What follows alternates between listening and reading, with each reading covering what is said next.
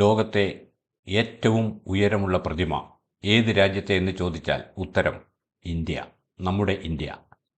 ഗുജറാത്തിലെ കെവാഡിയ എന്ന സ്ഥലത്ത് 2018 ഒക്ടോബർ മാസം 31-ാം തീയതി അനാച്ഛാദനം ചെയ്യപ്പെട്ട നീളൻ പ്രതിമ, സർദാർ വല്ലഭായ് പട്ടേലിൻ്റെ പൂർണ്ണകായ പ്രതിമ. ഇതാണ് ഇന്ത്യയുടെ അഭിമാനമായി മാറിയ സ്റ്റാച്യു ഓഫ് യൂണിറ്റി, ഐക്യത്തിൻ്റെയും ഏകതയുടെയും പ്രതിമ. 2018 മുതൽ ഇങ്ങോട്ട് ഇന്ത്യയുടെ ടൂറിസം ഭൂപടത്തിൽ സ്റ്റാച്യു ഓഫ് യൂണിറ്റിക്ക് ഒരു വലിയ സ്ഥാനം ഉണ്ട്. പല ദിവസങ്ങളിലും 50,000-ൽ പരം ആളുകൾ സന്ദർശിക്കുന്ന ടൂറിസ്റ്റ് കേന്ദ്രം. നമുക്ക് ആ പ്രതിമയിലേക്ക് പോകാം. നർമ്മദാ നദിയെ മുറിച്ച് നിർമ്മിച്ചിരിക്കുന്ന വലിയ പാലം കടന്ന് നാം കേന്ദ്രത്തിലേക്ക് കടക്കുന്നു. സാധാരണ കാറുകൾക്കും മറ്റു വാഹനങ്ങൾക്കും കേന്ദ്രത്തിൽ നിന്നും ഏതാണ്ട് 4 കിലോമീറ്റർ ദൂരം വരെയേ പോകാനാവും. അവിടെ സുരക്ഷാ മതിലുകളും കാവൽക്കാരും. പിന്നീടുള്ള യാത്ര സ്റ്റാച്യു ഓഫ് യൂണിറ്റി ട്രസ്റ്റിൻ്റെ ബസ്സുകളിലാണ്. സൗജന്യ യാത്ര എന്ന് എടുത്തു പറയണമല്ലോ.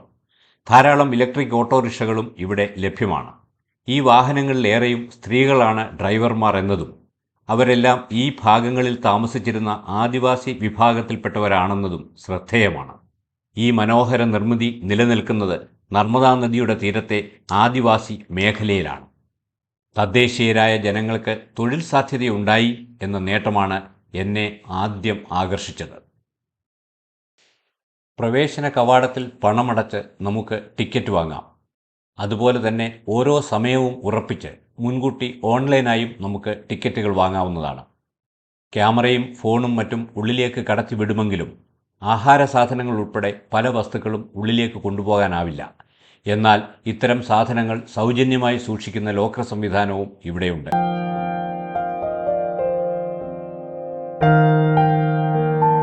രണ്ട് ഘട്ടങ്ങളിലായി നടക്കുന്ന സുരക്ഷാ പരിശോധനയ്ക്ക് ശേഷം നാം അതിവിശാലമായ ഈ കേന്ദ്രത്തിലേക്ക് കാലുകുത്തും.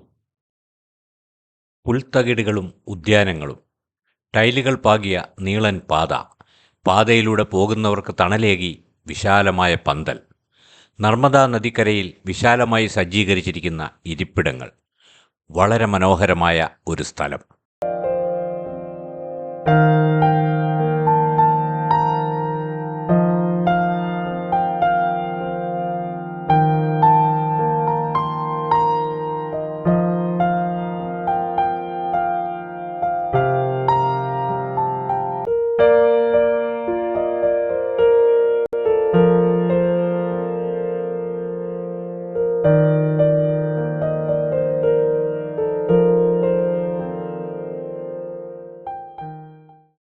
ഇതെല്ലാം കടന്ന് നാം ഈ അത്ഭുത സൃഷ്ടിയുടെ സമീപത്തേക്ക്.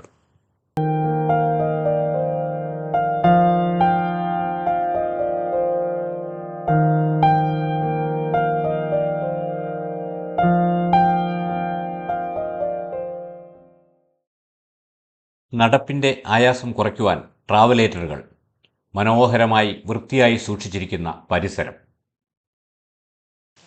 നമുക്കെല്ലാം അറിയാവുന്നതുപോലെ ഭാരതത്തിൻ്റെ ആദ്യ ഉപപ്രധാനമന്ത്രിയും ആഭ്യന്തരമന്ത്രിയുമൊക്കെ ആയിരുന്ന ഈ ജനനേതാവ് നമ്മുടെ സ്വാതന്ത്ര്യ സമരത്തിലുടനീളം നടത്തിയ ത്യാഗോജ്വല സേവനം നമുക്ക് മറക്കാനാവില്ല. ഇന്ത്യയിലെ ഉരുക്കു മനുഷ്യൻ എന്നറിയപ്പെട്ടിരുന്ന സർദാർ പട്ടേലിൻ്റെ പ്രതിമയിലേക്ക് ഉയരത്തിൽ കെട്ടിയ ഒരു പ്ലാറ്റ്ഫോമിലാണ് പ്രതിമ നിൽക്കുന്നത്. അങ്ങോട്ടേക്ക് കയറുവാനും തിരിച്ചിറങ്ങുവാനും എസ്കലേറ്റർ ഒരുക്കിയിരിക്കുന്നു. മുകളിലെത്തിയാൽ നാം പട്ടേൽ പ്രതിമയുടെ പാദങ്ങൾ കാണുന്നു, ചെരുപ്പണിഞ്ഞ പാദങ്ങൾ.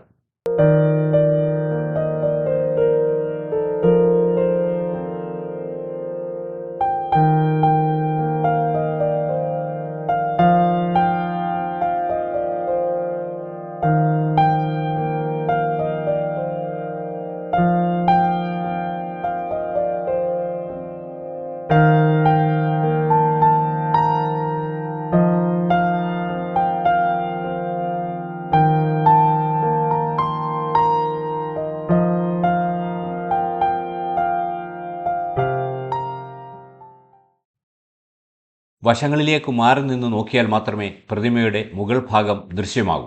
അത്രയ്ക്ക് വലുപ്പം. 182 മീറ്റർ, അതായത് ഏകദേശം 600ഓളം അടി ഉയരത്തിൽ ഗാംഭീര്യത്തോടെ നിൽക്കുന്ന പട്ടേൽ പ്രതിമ. ഈ പറഞ്ഞ ഉയരം താഴ്വശത്തെ അടിത്തറ കൂടാതെയുള്ളതാണെന്ന് ഓർക്കണം. ഭാരതത്തിലെ ഏതാണ്ട് 560ഓളം നാട്ടുരാജ്യങ്ങളെ ഇന്ത്യൻ യൂണിയനിൽ ചേർക്കാൻ മുൻകൈയെടുത്തവരിൽ പ്രമുഖനായ വല്ലഭായ് പട്ടേൽ, ഐക്യഭാരതത്തിൻ്റെ ശില്പി. അതുകൊണ്ട് തന്നെ ഈ പ്രതിമയെ ഏകതയുടെ പ്രതിമ എന്ന് വിളിക്കുന്നു. 2010 അന്നത്തെ ഗുജറാത്ത് മുഖ്യമന്ത്രിയായിരുന്ന ശ്രീ നരേന്ദ്രമോദിജിയുടെ സ്വപ്ന പദ്ധതിയായി മുന്നോട്ട് വന്ന ആശയം. 2013 അദ്ദേഹം ഈ പദ്ധതി പ്രഖ്യാപിച്ചു. ഇന്ത്യയുടെ പ്രഗത്ഭ ശില്പകലാ വിദഗ്ധനായ ശ്രീ രാം സുറ്റാർ രൂപകൽപ്പന ചെയ്തതാണ് ഈ പ്രതിമ. ഇരുമ്പുരുക്കും അതിൽ ചെയ്ത കോൺക്രീറ്റും അതിനു പുറത്തെല്ലാം വെങ്കലത്തിൻ്റെ ആവരണവും.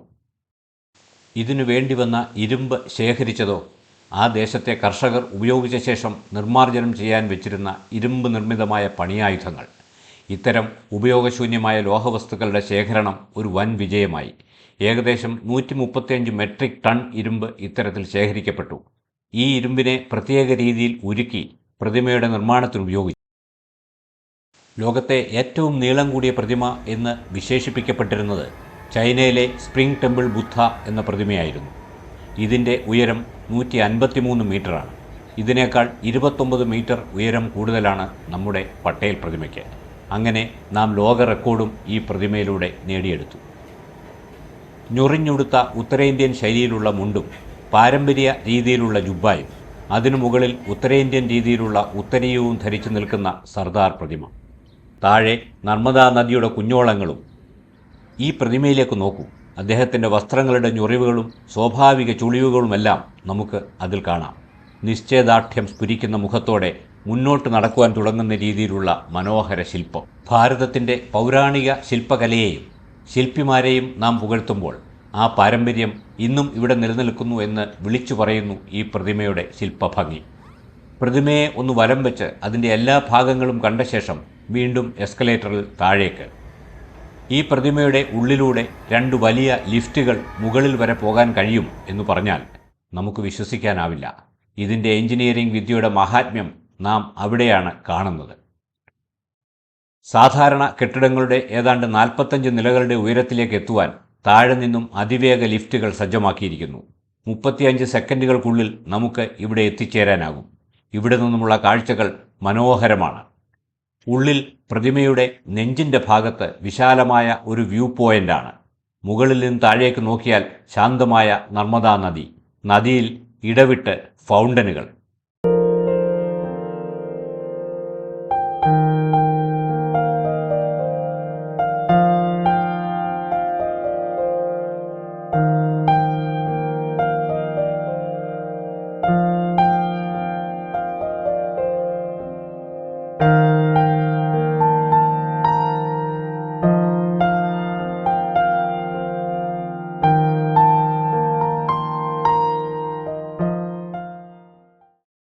പ്രതിമയുടെ ഫൗണ്ടേഷനുള്ളിൽ പൂർണ്ണമായി ശീതീകരിച്ച ഒരു മ്യൂസിയമാണ്.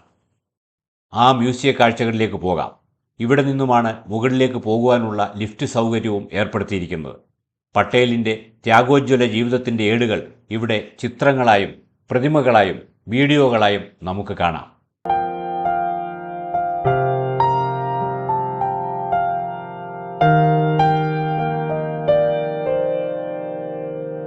സഞ്ചാരികളെ ആകർഷിക്കാനായി ഈ കേന്ദ്രത്തിനുള്ളിൽ തന്നെ മറ്റ് വിവിധ വിനോദോപാധികളും ക്രമീകരിച്ചിരിക്കുന്നു. ദൂരെ നിന്നും ആ ഗംഭീര പ്രതിമയെ ഒന്നുകൂടി നോക്കി നമുക്ക് പടിയിറങ്ങാം.